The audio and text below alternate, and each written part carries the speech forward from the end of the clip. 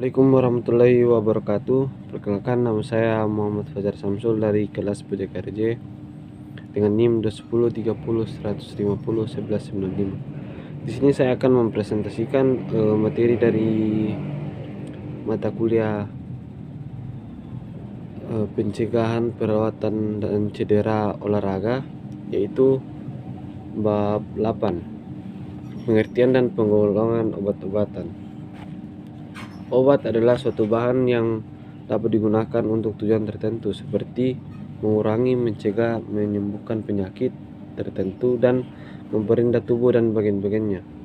Namun obat-obatan selalu memberi efek negatif bila penggunaannya secara berlebihan dan sembarangan. Karena itu obat-obatan biasanya dikemas disertai dengan aturan penggunaan, termasuk juga tanggal kadaluarsanya. Kemudian adapun penggolongan obat-obatan menurut efeknya.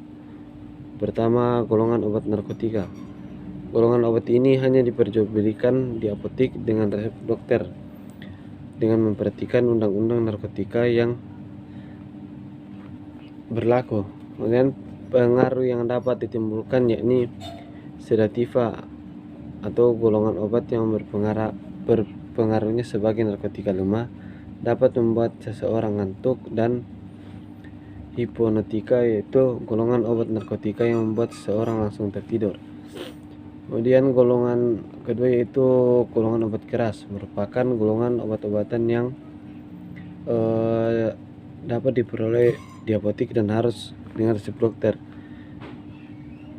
Kemudian ketiga yaitu golongan obat bebas terbatas, merupakan golongan obat-obatan yang dapat dijual di apotik tanpa menggunakan resep dokter, namun harus memperhatikan tanda peringatan dan petunjuk yang tertulis dalam bungkusnya.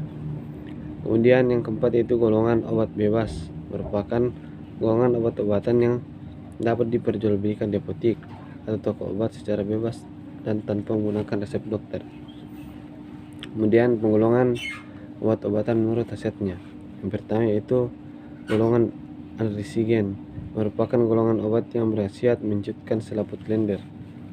Kedua, golongan analgetika dan antiseptik.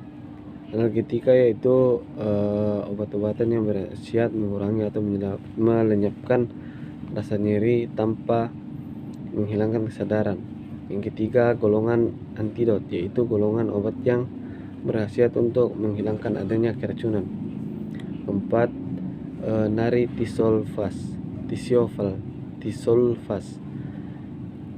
dan lain-lain. Golongan antiflutelen, yaitu golongan yang berkhasiat untuk menghilangkan rasa kembung pada perut. Yang kelima yaitu golongan antilogistik, yaitu golongan obat yang berkhasiat untuk mencegah terjadinya peradangan. Yang keenam yaitu golongan anti hemoragik, yaitu golongan obat yang berkhasiat untuk mencegah dan menghentikan pendarahan. Kemudian doping.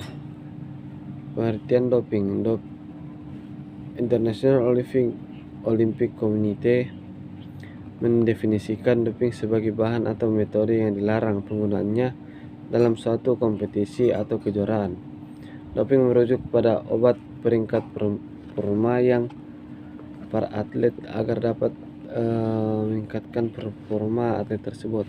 Pada dasarnya penggunaan doping merupakan suatu metode yang sangat berbahaya dan merugikan seorang atlet. Pemberian rangsangan yang berlebihan pada organ tubuh yang diakibatkan oleh efek penggunaan doping dapat mengakibatkan kerja berlebih pada organ dan sistem organ. Sekianlah presentasi dari saya, kurang dan lebihnya mohon dimaafkan. Wabillahi taufiq wal hidayah. Wassalamualaikum warahmatullahi wabarakatuh.